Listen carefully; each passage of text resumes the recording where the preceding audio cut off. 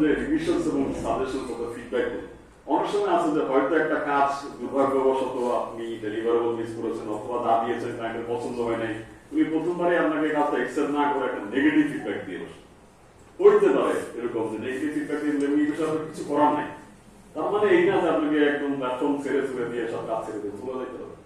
যদি আপনি হাল ছেড়ে দেন তাহলে আপনি হেরে গেলেন। ঠিক আছে, হয়তো একটা নেগেটিভ ফিডব্যাক পেলেন, আপনাকে সেটা মেনে নিতে হবে। মেনে নিয়ে কিভাবে আর নেগেটিভ ফিডব্যাক যাতে না আসে সেই বিষয়টা আপনাকে নিশ্চিত করতে হবে। অর্থাৎ কন্টিনিউয়াসলি ইমপ্রুভিং, প্রগ্রেসের মধ্যে থাকতে হবে, যাতে পরবর্তীতে আর এই ধরনের কোনো সিনারিও না হয়। অর্থাৎ আপনি যদি আপনার ব্যর্থতা থেকে শিক্ষা গ্রহণ না করেন তাহলে আপনি বারবার বসতেন, এটা আপনার জন্য ভয়ানক। এবং ফাইনালি লং টার্ম রিলেশনশিপ কেন জরুরি? কারণ আমি বলছিলাম যে আমার এবং অন্যান্য ফ্রিল্যান্সার যারা প্রফেশনাল তাদের 50% থেকে 80% কাজ শুধু পুরনো ক্লায়েন্ট থেকে আসে, নতুন না। এরা সবাই একই ক্লায়েন্ট, বারবার কাজ নিয়ে আসে এবং একই প্ল্যাটফর্মে দীর্ঘদিন যাবত তারা কাজ করাচ্ছে। সুতরাং আপনার উচিত একটা ক্লায়েন্টের সাথে লম্বা সময়ের জন্য সম্পর্ক তৈরি করার একটা মানসিকতা রাখা, যাতে করে সে বারবার আপনার কাছে আসে। কেন আসবে? যদি আপনার কাজ ভালো পায় তাহলে আসবে। আমার চেহারা দেখে তো হয়তো ক্লায়েন্ট আসবে না, কারণ আমার চেহারা পছন্দ করার মতো না। কি দেখে আসবে? আমার কাজ দেখে আসবে। আমি যদি একটা কোয়ালিটি ডেলিভারেবল দিতে পারি তাইলে আসবে। তাহলে একটা ক্লায়েন্ট শুধু নিজে আসবে না, আরো অনেককে নিয়ে আসবে। এই জিনিসটা আপনার মাথায় রাখা। প্রত্যেকটা ক্লায়েন্ট আপনার জন্য পরবর্তী ক্লায়েন্ট হতে পারে, অর্থাৎ একটা লং টার্ম রিলেশনশিপের বিষয়টা মাথায় রাখা। এবং একটা বিশ্বস্ততার সম্পর্ক, কোন ধরনের ছলচাতুরি প্রতারণার আশ্রয় না নেয় আগে থেকে। ঠিক আছে, কারণ চালাকি ক্লায়েন্ট বুঝতে পারে, ক্লায়েন্ট আপনার সাথে অনেক বেশি এই ব্যাপারে এক্সপার্ট, চালাকি গুলো ক্লায়েন্ট বুঝতে পারে। তো কোনো ধরনের এই ধরনের ছলচাতুরি করে ক্লায়েন্টের কাছে ভাব পাওয়া যাবে। ঠিক আছে, এবং রিলেশনশিপ গুলো সাপোর্ট করা। আপনি ভাবলে অবাক হবেন, অনেক সময় শুধুমাত্র একটা হাই এবং হ্যালো আমি কোনো ক্লায়েন্টের সাথে করেছি, এটা আমার ব্যাপক একটা সুযোগ খুলে দিয়েছে। জাস্ট অনেকদিন পরে একটা ক্লায়েন্টের কথা মনে পড়লো, আমি তাকে হোয়াটসঅ্যাপে খুঁজে কন্ট্যাক্ট করে শুধু বলেছি প্লিজ বি আপন ইউ, কেমন আছেন, সেটা আমার জন্য জব অফার করে দিয়েছে। এরকম ঘটনা আমার জীবনে ঘটছে, আমি আমার ক্ষেত্রে বলছি। সুতরাং দীর্ঘদিন আগের ক্লায়েন্ট অথবা নতুন ক্লায়েন্ট তার সাথে একটা লং টার্ম রিলেশনশিপে আপনার জন্য একটা বিশাল সুযোগ খুলে দিতে পারে, এটা আপনি হয়তো কল্পনা করতে পারেন। ঠিক আছে, রিসেন্টলি আমার একটা নেগোসিয়েশন চলতেছে এক ক্লায়েন্টের সাথে, তার সাথে অনেকদিন পরে আমার কথা হচ্ছে, অলমোস্ট 6 মান্থস। উনি আমার কথা ভুলে গেছেন, কারণ আমি হাই করছি, উনি আমার কথা মনে করছেন, কারণ তোমার কথা আমার দরকার। তো এরকম আপনার জন্য অনেক পথ খুলে দেবে যদি ক্লায়েন্টের সাথে একটা সম্পর্ক হবে। মাঝে মধ্যে একটু হাই হবে, কি অবস্থা, কেমন আছেন, আমার কথা মনে আছে কিনা, আমি তো এই কাজটা করছিলাম আপনার জন্য, এখনো কি আপনার লোক লাগবে, লাগলে আমার জানাই। এটুকু করা কি খুব কষ্টকর না? বাট এটা আপনার জন্য অনেক অনেক সুযোগ খুলে দেবে। তো ফ্রিল্যান্স কন্ট্রাক্টসের একটা বিষয় যেটা বলা উচিত সেটা হচ্ছে কি, আমরা অনেক ক্লায়েন্টের সাথে একটা ডকুমেন্ট সাইন করি যার নাম হচ্ছে নন ডিসক্লোজার এগ্রিমেন্ট, সংক্ষেপে এনডিএ। এনডিএটা কেন জরুরি? এই এনডিএতে লেখা থাকে যে আমি কি করব, সেটার পেমেন্ট কত হবে, কিভাবে সাবমিট করব, এই কথাগুলো এনডিএতে লেখা থাকে। কারণ চুক্তিপত্র, অনেক ক্লায়েন্ট এটা সাইন করে না, কিন্তু অনেক ক্লায়েন্ট সাইন করে। কেন? অনেক ক্লায়েন্টের ইনফরমেশন কনফিডেন্সিয়াল, সে আপনার সাথে অনেক কিছু শেয়ার করতেছে তার বিজনেসের ব্যাপারে। যেমন যেমন কিছু কাজ যেমন আমি খুব সেন্সিটিভ করি, যেমন একটা কোম্পানির প্রফিট এন্ড লস স্টেটমেন্ট, এটা তার জন্য অনেক জরুরি এবং কনফিডেন্সিয়াল ইনফরমেশন, এটা আমার সাথে শেয়ার করার কথা না। উনি একমাত্র শেয়ার করবো আপনি যখন আমার সাথে এনডিএ সাইন হবে, অর্থাৎ আমি তার কোনো গোপন তথ্য বাইরে প্রকাশ করতে পারবো না, এটা সেই চুক্তিপত্রে লেখা। এই ধরনের একটা চুক্তিপত্র আপনাকে সাইন করতে হইতে পারে। এই জন্য আমি এই টার্মটা আপনাকে বললাম, এই এনডিএ নামের একটা কিওয়ার্ড আপনাকে বললাম, যাতে করে এটা অপরিচিত না হয়। এটা যদি আপনি পরে শুনলে বুঝতে পারবেন আসলে এটা কি। এটা চুক্তিপত্র যেখানে ক্লায়েন্ট লিখে দিবে। তো আপনি এনডিএ সাইন করার আগে অবশ্যই এনডিএটা ভালো করে নেবেন, ক্লায়েন্ট আসলে কি চাচ্ছে, আদৌ কি প্রজেক্ট গ্রুপের সাথে আপনার সাথে যেটা চুক্তি ছিল দিচ্ছে কিনা। কারণ ক্লায়েন্ট আছে এনডিএতে হয়তো বেশি লিখে দিচ্ছে, আপনি জানেন না।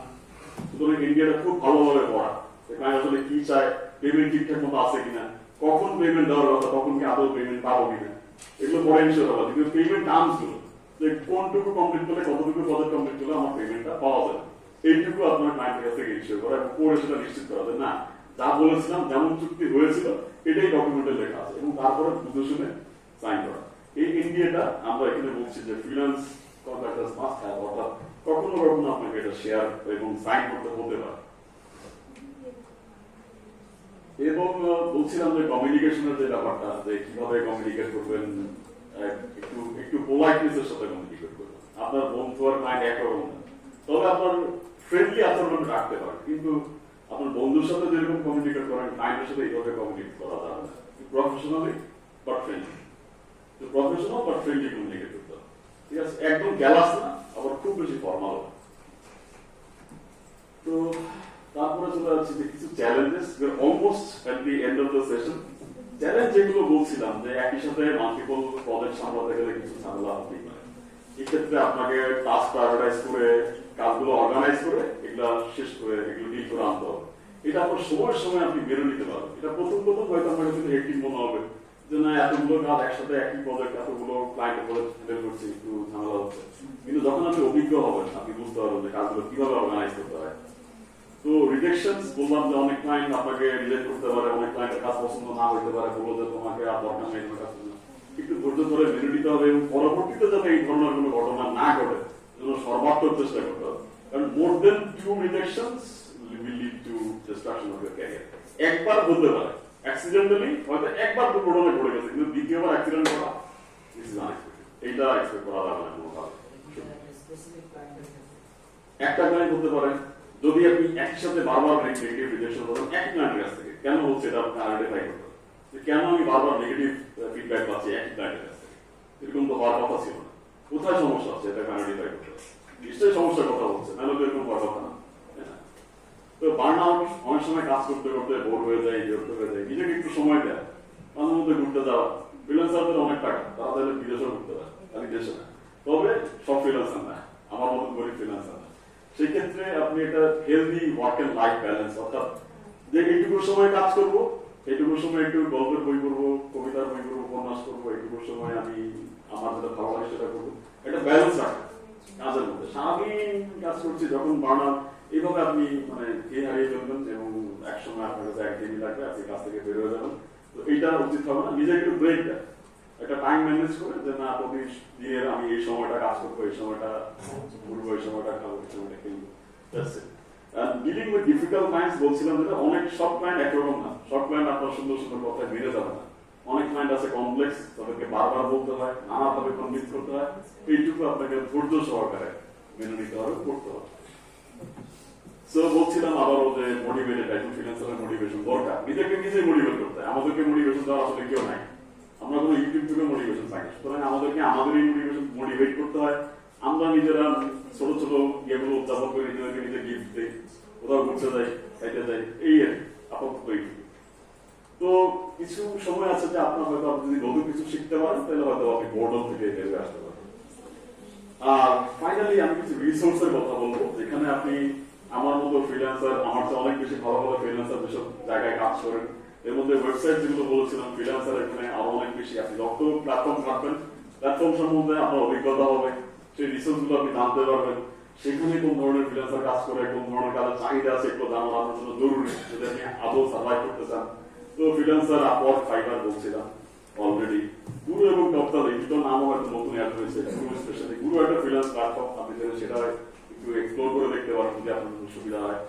আর কমিউনিটির ক্ষেত্রে লিঙ্কডিন কমিউনিটিতে আমাদের ফ্রিল্যান্সিং কমিউনিটি আছে, বাংলাদেশি আছে, সারা ওয়ার্ল্ড ওয়াইড গ্লোবাল কমিউনিটি আছে, বিভিন্ন আপওয়ার্ক, ফাইবারের নিজস্ব কমিউনিটিও আছে। সেগুলোর সাথে অ্যাড হইতে পারেন, তাদের এক্সপিরিয়েন্স আপনাকে অনেক বেশি শিখতে সাহায্য করবে। চাইলে আপনি আমাদের ফেসবুক গ্রুপও আছে, ফাইবারের, আপওয়ার্কের ফেসবুক গ্রুপ আছে, সেখানে খুঁজে বের করে আপনি যোগ হইতে পারেন।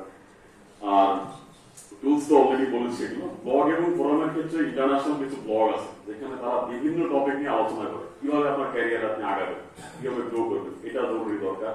এটা আপনি চাইলে অ্যাড দিতে পারেন। এখানে কিছু ব্লগ ফোরামের নাম দেওয়া আছে, নামগুলো পড়ছি না। আর কোর্সেস বলতে ইউডেমি, লিঙ্কডইন লার্নিং, স্পেশালি আমি লিঙ্কডইন লার্নিংটা অনেক বেশি শিখি। এখানে ফ্রি কোর্সেস আছে, পেইড কোর্সেস আছে, সেখান থেকে অনেক বেশি ক্যারিয়ার গ্রোথের কোর্স আছে, বিশেষ করে ম্যানেজমেন্ট, আর তারপরে আপনার প্রজেক্ট ম্যানেজমেন্টের কোর্স আছে স্পেশালি। তো এভরি টপিক দে আর কভার্ড। আপনি চাইলে লিঙ্কডইন লার্নিং এ, ইউডেমিতে, কোর্সেরাতে, আরো যত ইডিএক্স সহ আরো যত কোর্স, যত শেখার প্ল্যাটফর্ম আছে, সেখান থেকে আপনার স্কিলসের সাথে মিলিয়ে আপনি কোর্স করতে পারেন, যেটা নতুন শিখতে চান তাও শিখতে পারেন। এগুলো কিছু রিসোর্স আমি বলছিলাম। So that is the end of the session 3. If you have any questions, feel free to ask. Speaker.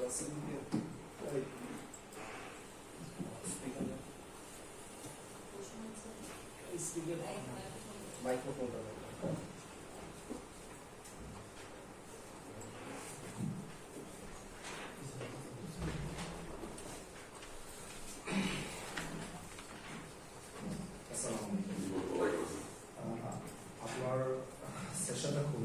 ভালো লাগলো।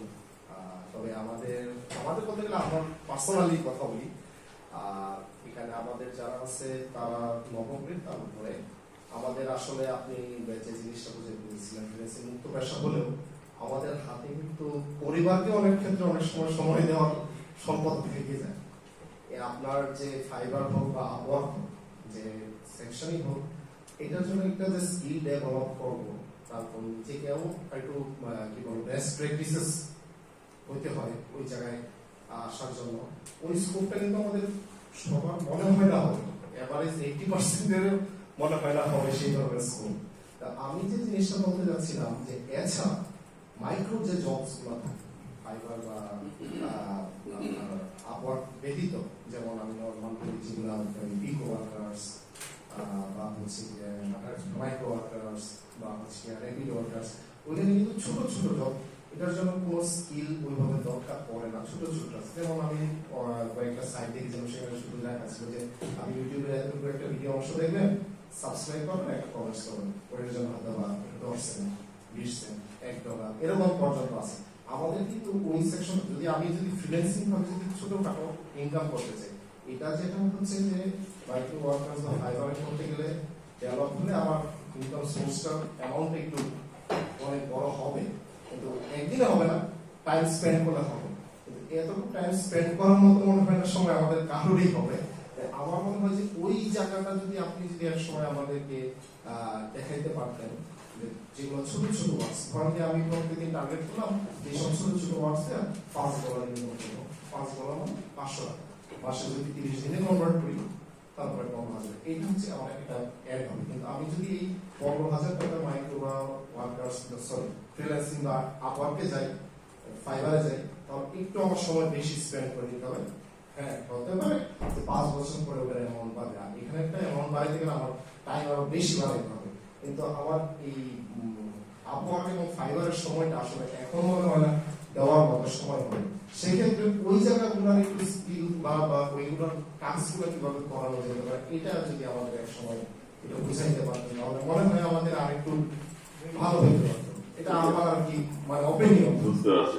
আমি আপনার এটাকে মন্তব্য হিসেবে নিলাম, প্রশ্ন হিসেবে না, যেহেতু আপনি কোনো প্রশ্ন না। হ্যাঁ, আমি ওই যে যিনি বলছিলেন যে আসলে 80% এখানে হয়তো সময় পাবেন না, 20% পাবেন। আমি আসলে তাদের এই 20% দিয়ে চাই।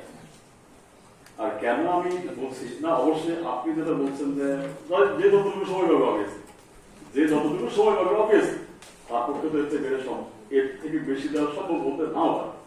আমি সেই 20%কে চাই, হয়তো তারা আমার এখান থেকে এফেক্টিভ হয়ে যায়, আমরা কিছু করতে চাই, হয়তো সেই 20%। তবে আমি চাই এখানে 100% দিব যদি সম্ভব হয়। কারণ কি, হয়তো ওই মাইক্রো সাইজ গুলো আপনি যে বলছেন, আমার মতামত সেগুলো একটা পর্যায়ে পর্যন্ত ঠিক আছে, তারপর আপনি সেখান থেকে আর বেশি গ্রো করতে পারবেন। সেটা তো আমি বললাম যে গ্রো হবে, তখন গ্রো হবে। আমি চাই আপনি গ্রো করেন। আপনি কেন একটা পর স্টেবল জায়গায় গিয়ে আটকে থাকেন?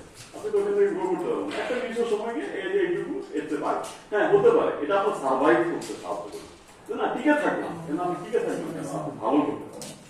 শুধু টিকে থাকা তো যথেষ্ট না। শুধু টিকে থাকার তোমাকে আমরা জীবিত থাকি, তাদেরকে আমরা এত চেষ্টা করতেছি, এত কষ্ট করতেছি শুধু টিকে থাকার জন্য।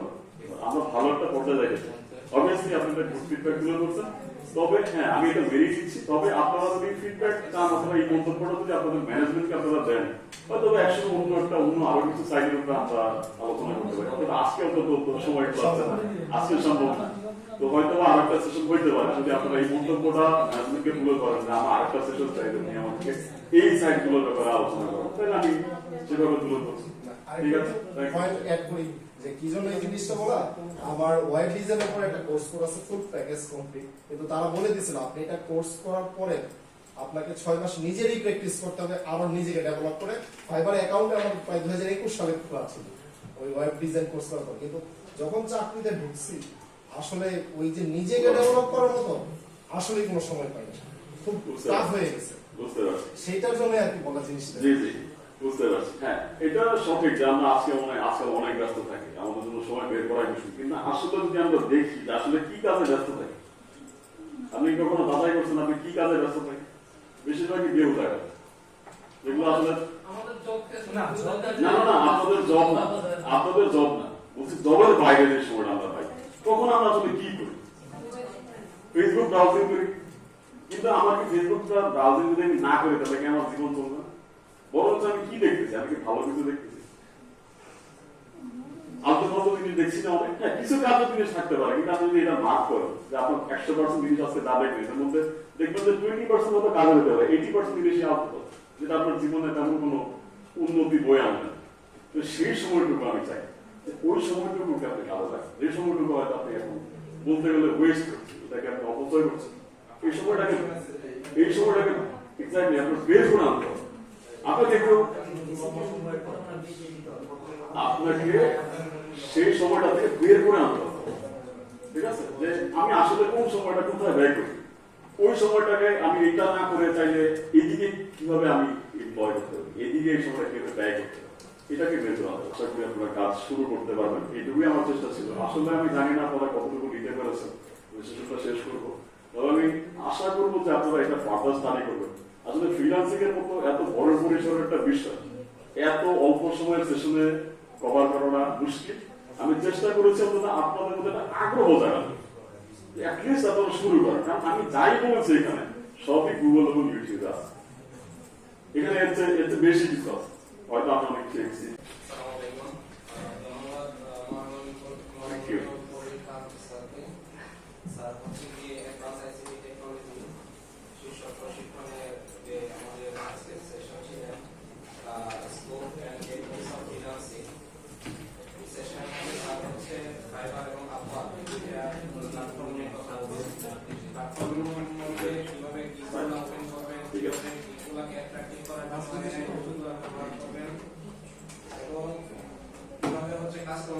কাস্টমারের সাথে লং টার্ম রিলেশনশিপ বিল্ড করবেন, বিভিন্ন দিক নিয়ে আলোচনা করেছেন। তারপরে হচ্ছে কিভাবে হচ্ছে কানেক্ট করতে হবে, এই বিষয় সম্পর্কে কথা বলেছেন। তো স্যারকে হচ্ছে আমাদের যে প্রশিক্ষণার্থীবৃন্দ আছেন সবার পক্ষ থেকে স্যারকে করতালির মাধ্যমে ধন্যবাদ জানাই।